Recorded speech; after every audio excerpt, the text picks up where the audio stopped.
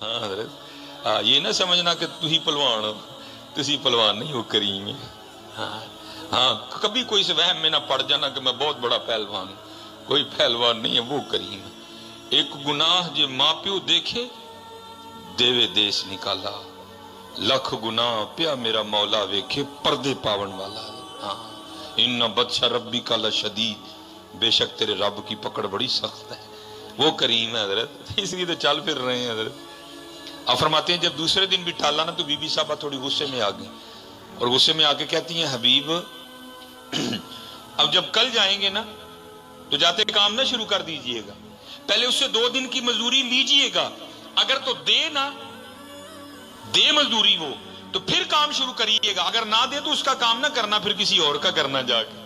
اب بدلے یہ کوئی صوفی سمجھے گا کہ یہ تیر کیسے یہاں آ کے لگتا سیدھا حضرت، کیونکہ حضور بلے شاہ نے کہا تھا نا سونے ملن ہزاراں ایسا نہیں یار وٹانا، ایسا نہیں یار وٹانا، ہاں ہم نے نہیں، ہم تو جان دے دیں گے، ہم نے نہیں یار کا در چھوڑنا کوئی۔ آپ فرماتے یا تیر لگا، ساری رات میں سسکیاں لیتا رہا، اس نے کیا دیا ہے، 70 ماؤں سے بڑھ کے پیار کرنے والا رو رب ہے، اس کا در چھوڑ کے جاؤں تو جاؤں کہاں؟ خیر آپ فرماتے تیسرا دن آیا، میں پھر چلا گیا، فرماتے سارا دن پھر اسی طرح اللہ اللہ کی، کہتے جب رات پڑی نا تو بڑا پریشان، وہ حبیب وہ 2 دن تو اس کو ٹال لیا، آج اسے کیا کہہ کے ٹالنا ہے، پتہ نہیں وہ آگے سے کیا بولے گی، کچھ ایسا ہی نہ بول دے جو مجھ سے سنا ہی نہ جائے۔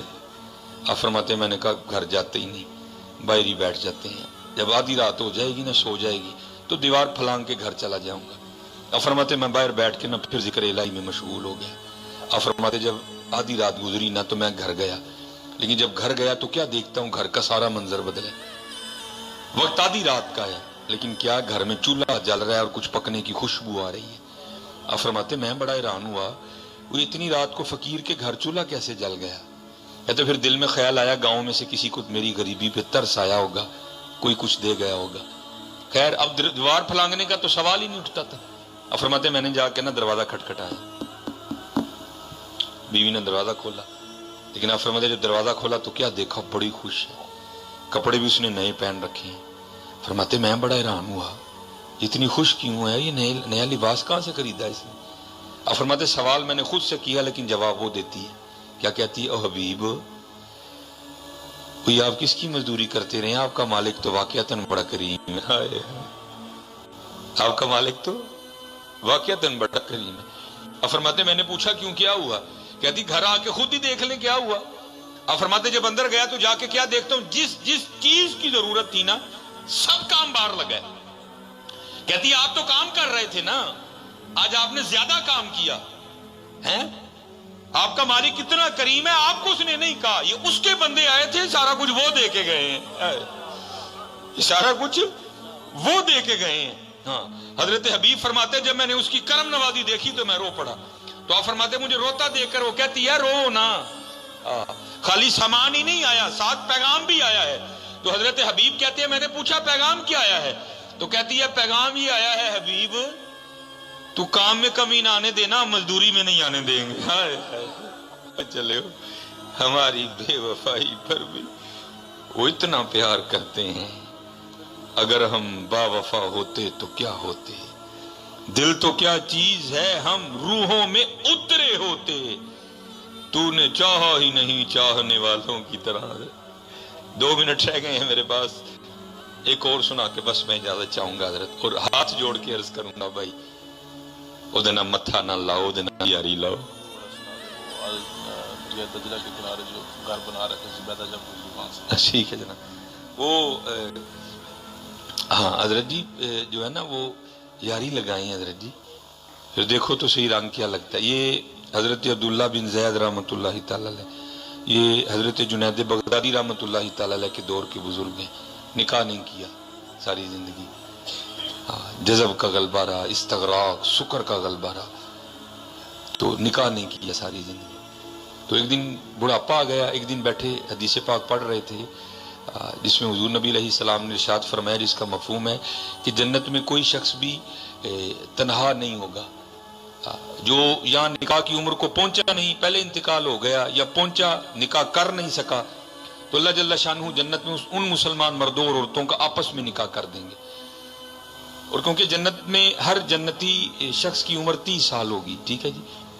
تو دل میں خیال آیا بھائی یہاں تو نہیں ہوا تو اب آگے تو ہونا ہی ہے نا.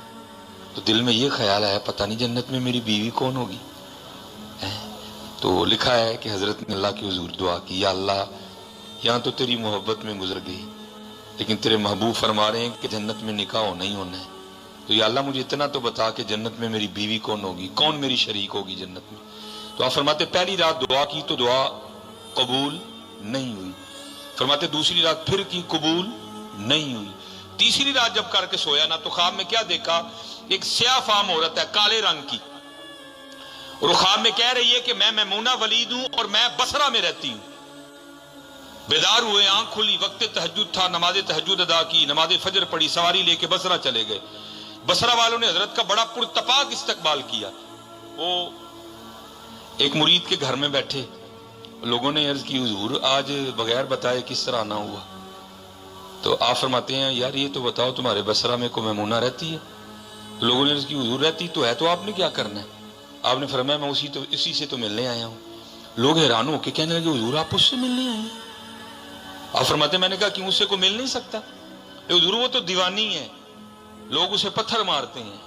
اور حضرت یہ بھی کمال ہی رنگ ہیں، سنگ ہر شخص نے ہاتھوں میں اٹھا رکھا ہے، جب سے تو نے مجھے دیوانہ بنا رکھا ہے، کڑی اس شخص پہ بھی محبت میں گزری ہوگی، نام جس نے بھی محبت کا سزا رکھا ہے. فرماتے ہیں حضور لوگ اسے پتھر مارتے ہیں.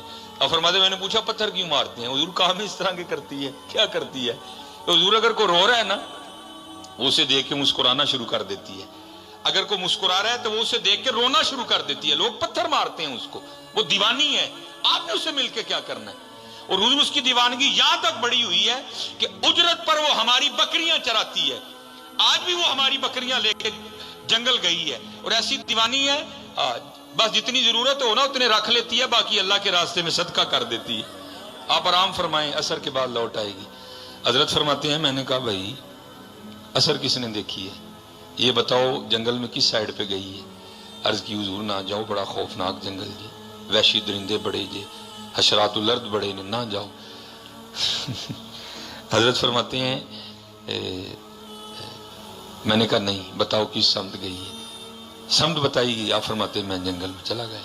آپ فرماتے واقعی بڑا خوفناک جنگل، بھرا پڑا شیروں سے، وحشی درندوں سے. کہتے میں نے حیران ہو کہ خود سے سوال کیا، اے عبداللہ بڑی بات ہے، وہ اس جنگل میں جہاں پیر اٹھاؤ تو آگے شیر کھڑا ہے، وہ کیسے بکریاں چرا رہی ہے؟ خیر آپ فرماتے جو جگہ بتائی گئی تھی نا میں وہاں پہنچ گیا، لیکن آپ فرماتے جب وہاں پہنچا تو دو حیران کر دینے والے منظر تھے. پہلا، میمونہ آئی تو بکریاں چرانی تھی، لیکن بکریاں نہیں چرا رہی تھی، وہ تو اس جنگل میں لوگوں سے چھپ کے مصلی بچھا کے نوافل پڑھ رہی تھی.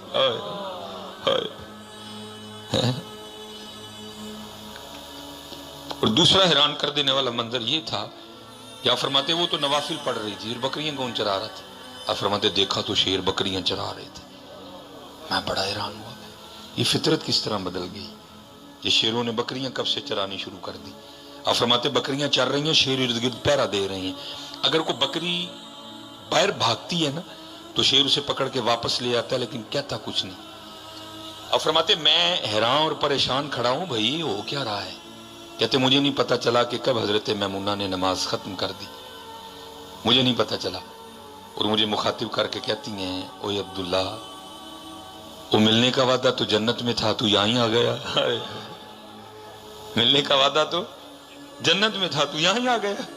فرماتے میں بڑا حیران ہوں، اس سے پہلے ملاقات ہی کوئی نہیں، اس کو میرا نام کس طرح پتا چل گیا؟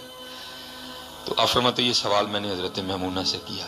میں نے پوچھا میمونہ اس سے پہلے تیری میری کوئی ملاقات نہیں، تو تجھے میرا نام کس طرح پتا چل گیا؟ تو آپ فرماتے حضرت میمونہ نے جواب دیا ہے عبداللہ جس اللہ نے رات کو میرے بارے میں تجھے بتایا نا، اسی اللہ نے رات کو تیرے بارے میں مجھے بھی بتا دیا. یہ حضرت ہمارے اسلاف ہیں. امین اقبال نے کہا تھا تھے تو آبا وہ تمہارے ہی مگر تم کیا ہو، تھے تو آبا وہ تمہارے ہی مگر تم کیا ہو، ہاتھ پہ ہاتھ دھرے منتظر فردا ہو. کہتے سب سے زیادہ جس چیز نے مجھے حیران کیا وہ یہ تھی کہ یہ شیر بکریاں کیوں چرا رہے ہیں، ان کو کھا کیوں نہیں رہے، یہ کیسے دوستی ہو گئی، یہ یاری کیسے لگ گئی، یہ صلح کیسے ہو گئی آپس میں۔ آپ فرماتے یہی سوال میں نے حضرت میمونہ سے بھی کیا، میں نے کہا میمونہ یہ تو بتاؤ یہ شیروں نے بکریاں کب سے چرانی شروع کر دی، کب سے ان کی آپس میں دوستی ہو گئی، یہ کب سے یارانہ لگ گیا؟ تو آپ فرماتے آگے سے حضرت میمونہ رو پڑی اور مجھے کہتی ہیں اے عبداللہ، اور جس دن سے میں نے اپنے اللہ سے یاری لگائی ہے نا اس دن سے ان شیروں نے میری بکریوں سے بھی یاری لگا لی ہے۔ یاری لالو جی، یاری لالو لگا کے تو دیکھو یار، ہماری بے وفائی پر بھی وہ اتنا پیار کرتے ہیں، اگر ہم با وفا ہوتے